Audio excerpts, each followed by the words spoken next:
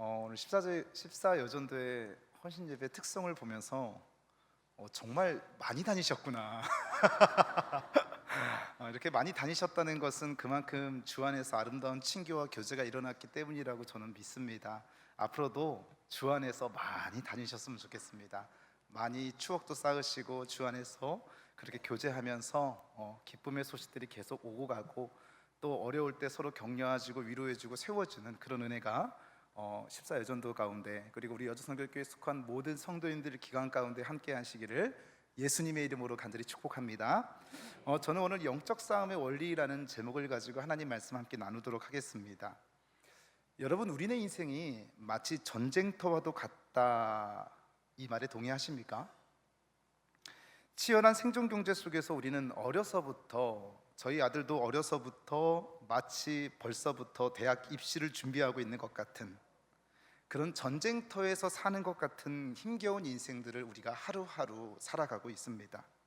성경은 우리의 모든 삶 전 영역에서 일어나는 그런 전쟁터와 같은 인생들이 단순히 그냥 전쟁을 벌이는 것이 아니라 영적 전쟁이라고 말합니다.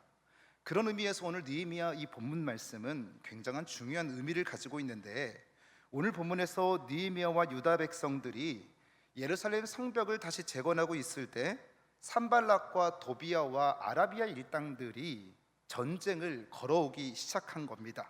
일명 영적 전쟁에 직면한 이야기가 오늘 본문에 기록되어 있는 것이지요. 계속해서 산발락과 도비야의 일당이 비난을 하고 저주를 쏟아내고 그리고 무시해도 이것이 전혀 먹혀 들어가지가 않고 오히려 역효과가 나타나서 그런 이야기를 들었던 유다 백성들이 하나님의 도우심을 받아서 한 달 만에 성벽의 절반을 쌓는 놀라운 성과를 거두게 된 겁니다. 그것을 보고 대적자들이, 이 산발락과 도비야 일당들이 가만히 견디지를 못해서 이제 본격적으로 치려고 하는, 전쟁을 일으키려고 하는 계획을 세우기 시작한 거죠. 여러분, 마찬가지로 우리도 이 영적 전쟁 가운데 있을 때 사단은 우리를 비난하고 저주하고 무시하는 것으로 끝나는 것이 아닙니다. 우리의 신앙생활을 완전히 무너뜨릴 때까지, 우리의 가정을 완전히 무너뜨릴 때까지, 우리의 마음을 완전히 무너뜨릴 때까지 사단은 우리가 쌓아놓은 모든 것을 다 무너뜨릴 때까지 우리를 향해서 끊임없이 전쟁을 걸어오는 존재가 바로 사단이라는 것을 기억하시고, 우리가 신앙생활을 하는 데 있어서 또 우리의 가정과 우리의 직장과 나의 삶의 자리를 지키는 것에 있어서 항상 명심하고 기억해야 된다는 겁니다. 그런데 오늘 본문에서는 그렇게 사단이 끊임없이 공격하고 무너뜨리려고 하는데, 느헤미야와 유다 백성들이 놀랍게도 그 영적 전쟁에서 무너지지 않고 승리하는 모습이 기록되어 있습니다. 여러분, 우리가 인생을 살아가다 보면 이거 영적 전쟁이 맞구나 라고 인지할 때가 있습니다. 그런데 그 영적 전쟁을 인지했음에도 불구하고 그 전쟁에서 실패할 때가 너무너무 많다라고 하는 거예요. 그리고 나서 내가 또 사단에게 넘어졌구나, 내가 또 사단에 홀라당 넘어가서 죄악에 빠졌구나, 사단 때문에 관계가 틀어지고 망가지기도 하고, 또 열심히 우리가 평생을 쌓아 올렸던 것들이 한순간에 사단의 괴계에 넘어가서 무너질 때가 있다는 겁니다. 그런데 오늘 본문에는요, 느헤미야가 이 영적 전쟁에서 승리하는 모습을 우리에게 보여주고 있습니다. 그렇다면 오늘 설교 제목대로 어떤 영적 싸움의 원리를 통해서 느헤미야는 승리할 수 있었을까, 그 비결을 오늘 말씀을 통해서 함께 살펴보고, 저와 여러분도 영적 싸움에서 승리하는 삶으로 살아가는, 그런 승리를 쟁취하는 살아가는 복된 저와 여러분 되시기를 주님의 이름으로 간절히 축복합니다. 자, 그렇다면 우리가 어떻게 영적 전쟁에서 이겨낼 수 있을까, 승리할 수 있을까? 그 첫 번째 비결은요, 무엇보다도 먼저 우리의 마음을 잘 지켜야 된다는 겁니다. 무엇보다도 우리의 마음을 먼저 잘 지켜야 된다. 여러분, 사단이 우리를 향해서 공격해 올 때 가장 먼저 우리를 공격하는 데가 어디냐면요, 약한 부분을 건드리거든요. 그 약한 부분이 어디냐면 우리의 마음을 완전히 무너뜨린다라고 얘기하는 거예요. 마음이 무너져 버리면요, 싸울 수 있는 의욕도 상실해 버리기 때문에 그렇습니다. 마음이 무너져 버리면요, 싸우고자 하는 의지도 상실되기 때문에 그렇습니다.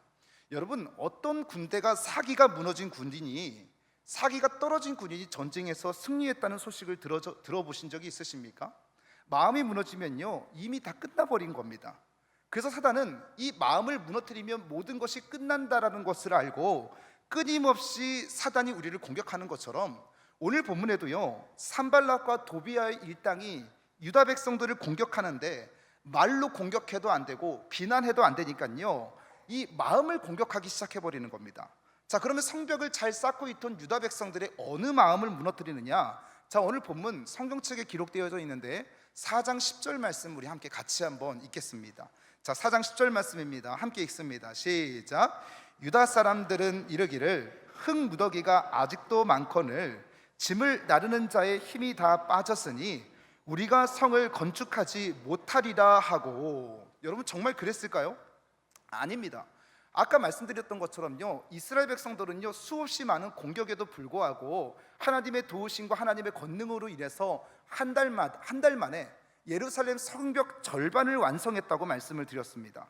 이제 한 달만 더 쌓으면 이 성벽이 완전히 재건될 수 있는 거예요. 그런데요, 산발락과 도비아의 이런 공격과 마음을 무너뜨리는 공격이 계속해서 오다 보니까 이들이 마음이 무너져서 한 달 만에 성벽 절반을 세웠던 것은 다 잊어버리고, 이제 우리가 더 이상 힘이 다 빠져버려서 마음이 무너져 버려서 더 이상 이 성벽을 재건할 수 있는 힘이 우리에겐 없다, 못하겠다라고 얘기를 하는 거예요. 마찬가지로 우리의 마음이 무너지면은요, 우리에게 가지고 있는 능력이 있어도 그 능력이 상실돼 버린다라고 얘기하는 거예요. 그래서 사단은 계속해서 공격합니다. 그리고 사단의 공격은요, 멀리 있는 사람들이 공격하는 게 아닙니다. 가까이 있는 사람들이 우리의 마음을 무너뜨리는 거예요. 남편의 말 한마디가요, 오늘 하루를 완전히 망쳐버리게 되는 거예요. 그리고 아내의 말 한마디가, 그리고 부모님의 말 한마디가, 자녀의 말 한마디가, 믿었던 사람의 말 한마디가, 내가 그렇게 신뢰했던 사람의 말 한마디가 우리의 마음을 무너뜨려 버리는 거예요. 우리 앞뒤자분들에게 이렇게 인사할까요? 가까이 있는 사람을 조심하십시오. 가까이 있는 사람을 조심하십시오. 네, 조심하셔야 됩니다. 너무 진지해가지고요. 여러분, 산발락과 도비아의 일당들이 원수들 근처에 가까이 있는 이 경계선이 있지 않습니까? 그 원수들이 살고 있는 그 경계에 가까이 있는 유다 사람들을 매수해서 심리전을 펼치는 거예요. 일종의 스파이 역할을 감당하게 하는 거죠. 자, 뭐라고 얘기하냐면, 너희들이 성벽을 절반이나 쌓았다고? 아유, 그거 아무것도 아니야. 지금 산발락과 도비아의 일당이 이제 너희들을 치러 온다고 하는데 너희 빨리 다 포기하고 이쪽으로 그냥 편에 붙어 서라고, 포기하라고, 내려놓으라고, 이렇게 계속 이런 얘기들을 들려주는 거예요. 뭐 한두 번은 괜찮습니다. 4번, 5번도 괜찮습니다. 우리에겐 하나님이 있어, 괜찮아, 아무 공격하려면 공격해, 이럴 수 있는데요, 한두 번도 아니고요, 10번이나 계속해서 그 얘기를 하는 거예요. 10번이나 그 얘기를 하니까요, 한두 번은 괜찮은데 4번, 5번은 괜찮은데 10번이나 계속해서 그 얘기를 들으니까요, 정말 그런가? 그럴 수도 있겠네? 그러면서 마음이 무너져 버리는데, 자, 오늘 본문 12절 말씀을 한번 같이 볼까요? 자, 12절 같이 읽습니다. 시작. 그 원수들의 근처에 거주하는 유다 사람들도 그 각처에서 와서 몇 번이나요? 10번이나 우리에게 말하기를 너희가 우리에게로 와야 하리라 하기로라고 얘기하는 거예요. 계속해서 무너질 때까지 얘기하는 겁니다. 근데 여러분 생각해 보십시오. 예루살렘 성벽을 재건하는 데 있어서 느헤미야와 유다 백성들이 힘이 있고 능력이 있고 지혜가 있어서 한 달 만에 성벽을 절반까지 쌓았습니까? 그게 아니라는 거예요. 하나님의 강권적인 도우심이 있었고 능력이 있었기 때문에 여러분, 계속해서 그런 얘기들을 한다고 한다면 우리의 마음이 무너질 것이 아니라 우리는 더욱더 강력하게, 우리에겐 하나님이 있다고 말도 안 되는 소리 하지 말라고, 무슨 소리 느냐고, 하나님이 우리를 도우실 것이라고, 쳐들어올 테면 쳐들어와, 이렇게 얘기를 해야 될 거 아닙니까? 그런데 10번이나 들으니까 이 유다 사람들의 마음이 무너져 버려가지고 느헤미야에게 쪼로로로로 달려가는 거예요. 느헤미야여, 산발락과 도비아와 이 대적 원수들이 우리를 공격한다고 합니다. 우리 이제 큰일 나지 않았느냐고, 이렇게 얘기를 하는 거예요. 하나님의 도우심을 경험했던 사람들이. 여러분, 마음을 무너뜨리는 게 이렇게 무서운 겁니다. 그런 얘기를 들으니까 여러분, 지금 전쟁이 일어났습니까? 안 일어났습니까? 아직 안 일어났습니다. 심리전이에요. 그리고 사람들에게 말로써 그 마음을 무너뜨리는 작전을 벌이고 있습니다. 그런데 이들에게 뭐가 찾아왔냐면요, 그 얘기를 듣고 마음이 무너지자마자 이들에게 두려움이 찾아와 버리기 시작하는 거예요. 이 두려움이 찾아와서 이들의 마음을 완전히 무너뜨려 버렸습니다. 그래서 더 이상 성벽을 재건할 힘도 없고 힘도 나지 않는다라고 얘기를 해요. 여러분, 오죽하면 두려움에 관련된 이런 이야기가 있습니다. 어떤 사람이 길을 가다가 재난과 두려움을 만났습니다. 재난아 어디 가니? 이렇게 얘기했더니 나 사람 10,000명 죽이러 가, 이렇게 얘기하는 거예요. 재난아 너가 어떻게 사람 10,000명을 죽여? 아니야, 나는 100명밖에 못 죽여. 나머지는 두려움이 죽일 거야, 이렇게 얘기하는 거예요. 우리의 마음이 무너지고 나서 그 다음에 찾아오는 게 뭐냐면 두려움이 찾아와 버린다라고 얘기하는 거예요. 그러니까 전쟁이 시작도 되기 전에 우리의 마음이 벌써 패배해 버리는 거예요. 우리의 마음이 무너져 버려서 우리의 앞으로 막연한 두려움들이 있지 않습니까? 미래에 대한 두려움, 퇴직에 대한 두려움, 실직에 대한 두려움, 질병에 대한 두려움, 또 나만이 가지고 있는 이 노년에 대한 두려움, 깊은 곳에서 이러면 어떻게 하지라고 하는 두려움, 물질에 대한 두려움. 이 두려움이요, 한두 번 공격하는 건 괜찮습니다. 이겨낼 수 있습니다. 잘 견뎌낼 수 있습니다. 그런데 계속해서 그런 얘기를 들으면은요, 마음이 완전히 무너져 버려서 이미 전쟁은 시작도 하기 전에 끝나버린다라고 얘기하는 거예요. 생명의 근원이 그래서 오죽하면 마음에서부터 나온다고 말을 하지 않겠습니까? 잠언 4장 23절 말씀에 보니까요, 무릇 지킬 만한 것 중에 더욱 내 마음을 지키라. 생명의 근원이 이 마음에서 나온다라고 얘기하는 거예요.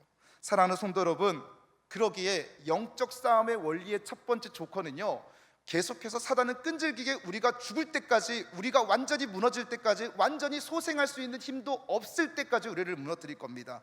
그럼에도 불구하고 오늘 저와 여러분이 사단의 그 끊임없는 공격 가운데 우리의 마음을 잘 지키셔서 계속해서 부정적인 이야기로 우리의 마음이 흔들리는 것이 아니라 무너지지 않고 그 마음을 잘 지켜서 승리하시는 저와 여러분들 되시기를 예수님의 이름으로 간절히 축복합니다. 한 발 더 나아가서 우리가 어떻게 영적 전쟁에서 승리할 수 있을까? 그 두 번째 비결은요, 기도하면서 주님을 바라봐야 되는 겁니다. 기도함으로 주님을 바라봐야 되는 거예요. 여러분, 기도만 하라고 하는 것이 아니라 기도하면서 주님을 바라봐야 된다는 겁니다. 여러분, 말씀드린 것처럼 영적 전쟁은요, 이 마음에서 일어난다고 말씀을 드렸습니다.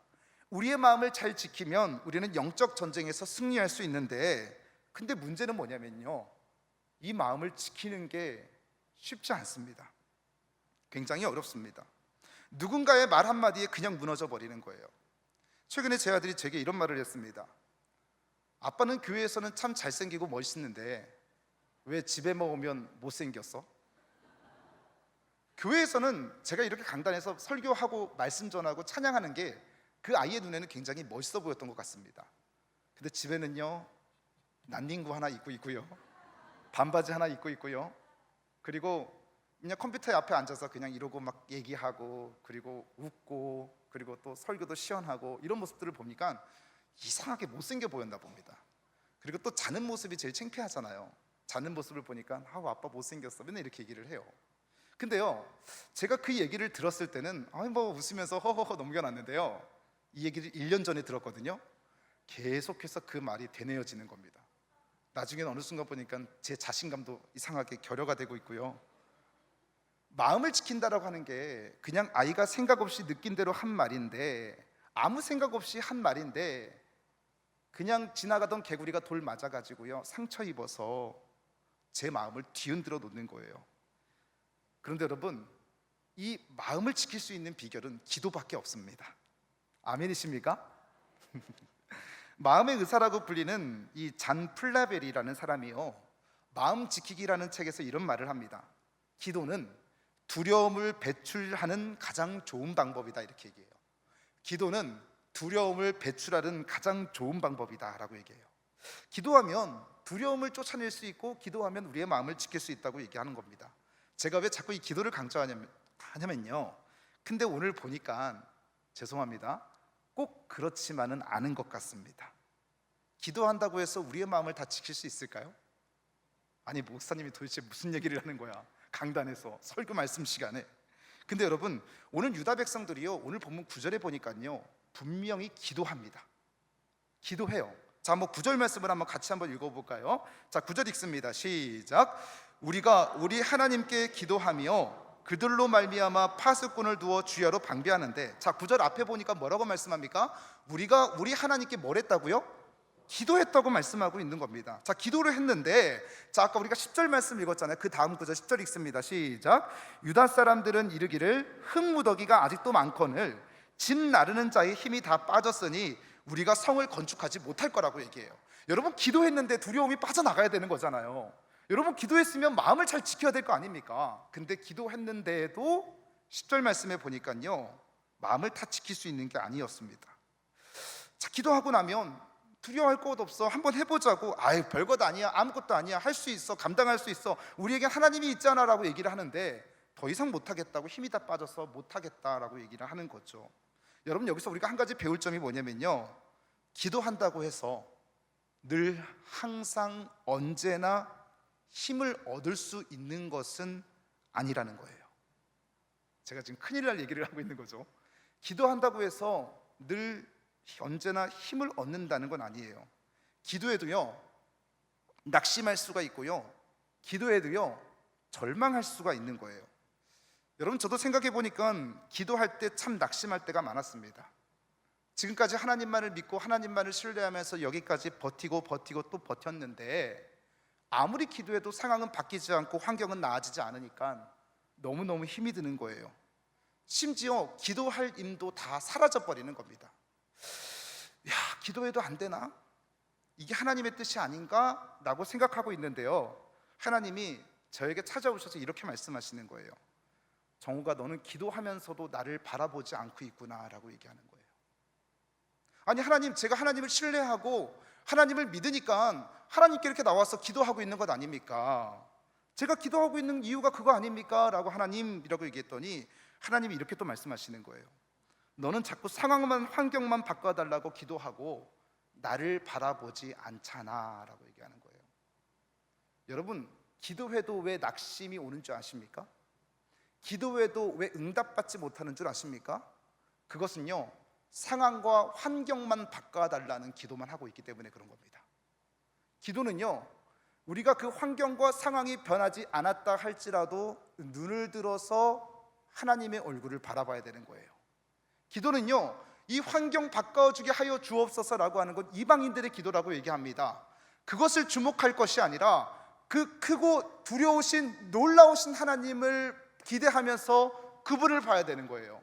그래서 우리가 종종 찬양할 때 이렇게 찬양하잖아요. 내 영혼이 확정되고 확정되어 싸우니 믿음의 눈을 들어 주를 바라봅니다 라고 얘기하는 거예요. 우리의 기도가 잘못되었기 때문에 여전히 우리는 절망과 두려움 가운데 사로잡혀 있어서 거기서 헤어나오지 못했던 거예요. 누구를 바라봐야 되는 거예요? 그 상황과 환경에 주목할 것이 아니라 그 상황과 환경을 주관하시고 움직이시고 운행하시는 하나님을 바라봐야 되는 거예요. 저는 우리 교회 성도님들께서 간증하실 때 하나님이 이렇게 도와주셔서 잘 되었습니다, 하나님이 이렇게 도와주셔서 우리의 자녀가 좋은 대학교에 좋은 자리에 취직했습니다, 좋은 배필을 만났습니다, 이것도 하나님께서 역사하신 걸 믿어 의심치 않습니다. 그런데 진짜 간증은 뭔지 아세요? 하나님, 우리 아들이 이번 대학에 떨어졌습니다. 그럼에도 불구하고 나는 여전히 하나님을 신뢰하고 하나님을 의지하고 하나님께서 더 좋은 것을 주실 줄 믿습니다라고 고백하는 것이 진짜 간증이라고 얘기하는 거예요. 내가 사망의 음침한 골짜기를 다닐지라도 나를 건지실 여호와 하나님을 바라봐야 되는 거예요. 나를 도우실 하나님을 바라봐야 되는 거예요. 나의 죄 문제를 해결하시고 구원의 문제를 해결하신 그 주님을 우리가 바라봐야 되는 것입니다. 그래서 오늘 이 시간 우리는 기도의 정의를 다시 수정하셔야 되는 거예요. 환경과 상황을 바꿔달라고 하는 것이 아니라 그 상황과 환경을 초월해서 역사하시는 하나님을 신뢰하고 그 크고 두려우신 하나님을 신뢰하며 나아갈 때 우리의 기도가 바뀌어지고 우리의 기도가 응답될 수 있다는 사실을 기억하셔야 되는 겁니다. 그러면 절망과 낙심과 두려움의 늪에서 우리는 반드시 헤어날 수 있는 거예요. 근데 오늘 유다 백성들이 그랬습니다. 상황과 환경을 주목해서 기도했던 유다 백성들이요, 느헤미야의 권면 한마디에 눈을 들어서 주님을 보기 시작하는 겁니다. 자, 그 14절 말씀 한번 같이 읽겠습니다. 시작. 내가 돌아본 후에 일어나서 귀족들과 민장들과 남은 백성에게 말하기를 너희는 그들을 두려워하지 말고 상황과 환경을 보지 말고, 그 다음 뭐라고 말합니까? 지극히 크시고 두려우신 주를 기억하고 눈을 들어서 주님을 보라고 말하는 거예요. 사랑하는 성도 여러분, 우리의 기도의 수준이 좀 바뀌었으면 좋겠습니다. 환경과 상황 보는 것이 아니라 여전히 내 남편은 바뀌지 않고, 여전히 내 아내는 바뀌지 않고, 여전히 내 자녀는 바뀌지 않고, 여전히 나의 환경과 삶의 자리는 바뀌지 않아도 연합하여 선을 이루실 하나님을 기대하며 그 크고 두려우신 하나님을 기억하고 싸워 나가서 승리하시는 저와 여러분 되시기를 주님의 이름으로 간절히 축복합니다. 마지막으로는요, 우리가 어떻게 영적 전쟁에서 승리할 수 있을까? 그 세 번째 비결은 기도만 할 게 아니에요. 기도하면서 행동하면서 싸워야 된다라고 얘기하는 거예요. 기도의 공식은 이렇습니다. 기도 더하기 행동 더하기 기다림은 하나님의 기도 응답입니다. 다시요. 기도 더하기 행동 더하기 기다림은 하나님의 기도 응답이라고요. 이게 굉장히 중요한 겁니다. 행동하면서 싸우는 것. 지금까지 우리가 영적 싸움에서 승리할 수 있는 비결, 첫 번째, 기도함으로 우리의 마음을 지키고, 두 번째, 기도하면서 그 크고 두려우신 하나님을 바라보라고 말씀을 드렸습니다. 그러면 어떤 대적들이 몰려와도 우리가 승리할 줄 믿어요. 근데 여기에 한 가지가 더 필요한 겁니다. 기도함으로써 크고 두려우신 하나님을 바라보는 사람들이 그 다음에 해야 될 게 뭐냐면요, 아무것도 하지 않으면 아무 일도 일어나지 않습니다. 나가서 싸울 준비를 하고 싸워야 된다라고 하는 거예요. 여러분, 제가 질문 한번 해볼까요? 여러분, 제가 병이 들었습니다. 큰 병이 들었습니다. 어떻게 해야 될까요? 기도해야 될까요? 병원에 가야 될까요? 하나도 안 들려요. 기도하면서 병원에 가야 되는 게 정답입니다. 질문을 좀 더 쉽게 바꿔볼게요. 아이가 대학에 들어가려면 기도해야 됩니까? 공부해야 됩니까? 기도하면서 공부해야 되는 거예요. 취직을 할 때도요, 기도하면서 이력서를 준비하고 실력을 갖춰야 되겠죠. 성경에는 항상 밸런스가 있는 겁니다. 기도만 하는 게 신앙이 중요한 것이 아니라 기도하면서 함께 행동과 그 기다림이 있을 때 하나님의 응답이 우리에게 있다라고 하는 거예요. 자, 오늘 본문의 내용에 나오는 이 느헤미야와 유다 백성들이 그랬습니다. 자, 느헤미야의 말에 이제 각성을 한 거예요. 아, 그렇구나. 크고 두려우신 하나님을 바라보자 그러면서 이 느헤미야를 듣고요, 말을 듣고요, 기도하면서 주님을 바라보지 않았던 이들이 눈을 들어서 전능하신 하나님, 인도하시는 하나님, 보호하시는 하나님, 일하시는 하나님을 바라보는 순간 이들이 힘이 생겨나기 시작했어요. 자, 오늘 16절부터 18절 말씀까지인데 우리 한번 같이 읽겠습니다. 시작. 그때로부터 내 수하 사람들의 절반은 일하고 절반은 갑옷을 입고 창과 방패와 활을 가졌고, 민장은 유다 온 족속의 뒤에 있었으며, 성을 건축하는 자와 짐을 나르는 자는 각각 한 손으로 일을 하며 한 손에는 병기를 잡았는데, 건축하는 자는 각각 허리에 차를 차고 건축하며 나팔 부는 자는 내 곁에 섰었느니라 라고 말씀하고 있는 거예요. 16절에 제일 중요한 단어가 뭐냐면요, 그때로부터라는 거예요. 이들이 각성하고 느헤미야의 말을 듣기 시작하고 이제 싸우기 시작했다는 거예요. 그리고 일하기 시작했다라고 하는 거예요. 자, 그리고 어떻게 얼마나 열심히 일을 하는지 21절 말씀에 성경책 펴신 분들 한번 보겠습니다. 21절에 뭐라고 합니까? 한번 같이 읽습니다. 시작. 우리가 이같이 공사하는데 무리의 절반은 동틀 때부터 별이 나기까지 창을 잡았다. 자, 동이 틀 때부터 별이 나기까지가 언제입니까? 새벽부터 밤이 깊을 때까지 그들이 한 손에는 창을 들고 그들이 한 손에는 병기를 잡고 낫을 들고 삽을 들고 열심히 성벽을 재건하는 거예요. 여러분, 많은 사람들은요 그냥 기도만 합니다. 그런데 기도만 할 것이 아니에요. 크고 두려우신 하나님을 기억하면서 기도 더하기 행동이 우리의 삶 가운데 필요한 거예요. 진심으로 최선을 다해서 열심히 움직이셔야 되는 겁니다. 그럴 때 하나님께서 그 기다림 속에서 이루어 가시는 응답이 우리의 삶 가운데 온다는 거예요. 오죽하면요, 기독교 칼럼니스트 김진혁 씨가 죽기 전에 크리스찬이 꼭 해야 할 66가지라는 이야기에서 이런 이야기를 합니다. 짐을 싣고 가던 수레가 진흙탕에 빠져버렸습니다. 그 수레의 주인인 장로님께서 늘 기도로 무장되었던 분이기 때문에 이 수레가 진흙탕에 빠진 것을 놓고 이 장로님께서 열심히 기도하기 시작했습니다. 하나님, 이 수레가 움직이지 않는데 이 수레가 움직이게 하여 주옵소서, 그렇게 한나절 동안 기도했다고 얘기를 해요. 그리고 이분의 기도에 엄청나게 헌신을 했습니다. 그러니까 시간이 지나고 나서요, 천사가 응답하기 시작하는데, 천사가 나타나서 뭐라고 하느냐면 장로님의 등짝을 한 대 탁 치시더니 김장로 제발 밀면서 기도해 라고 얘기했다는 거예요. 김장로 제발 밀면서 기도해 라고 얘기했다는 거예요. 여러분, 우리 간단한 그냥 우스갯소리로 넘어갈 수 있는 유머일 수 있지만 이게 영적 싸움의 원리인 겁니다. 사랑하는 성도 여러분, 그 전능하신 여호와 하나님이 우리를 위해서 대신해서 전쟁은 여호와께 속해 있다, 대신 싸워주신다고 말씀하고 있지 않습니까? 그 전능하신 하나님이 우리를 붙들어 주시고 도와주셔서 우리의 마음을 지키고, 그리고 또 우리가 기도하면서 주님을 바라볼 때, 그리고 기도만 하는 것이 아니라 행동하면서 싸워 나아갈 때 하나님께서 우리의 모든 문제를 풀어주시고 우리의 두려움을 파멸해 주시고 우리의 열등감을 파하실 것이고 우리의 모든 죄책감을 다 파하셔서, 사단은 계속 공격해 오지만 우리를 갖고 있는 모든 것들을 사단이 지운들지 못하게 만들어서 그 싸움에서 승리하게 도와주실 것이라고 얘기하는 겁니다. 왜냐하면 우리가 믿는 하나님은 크고 두려우신 하나님이시기 때문에 그렇습니다. 그러기에 기도만 하지 마시고 기도하면서 동시에 싸워 나가셔서 우리의 대장 되신 하나님이 연합하여 선을 이루어 쌓아가실 때, 싸워주실 때 그 승리를 쟁취하시고 맛보셔서 맛깔나는 인생으로 살아가시는 저와 여러분 되시기를 예수님의 이름으로 간절히 축복합니다.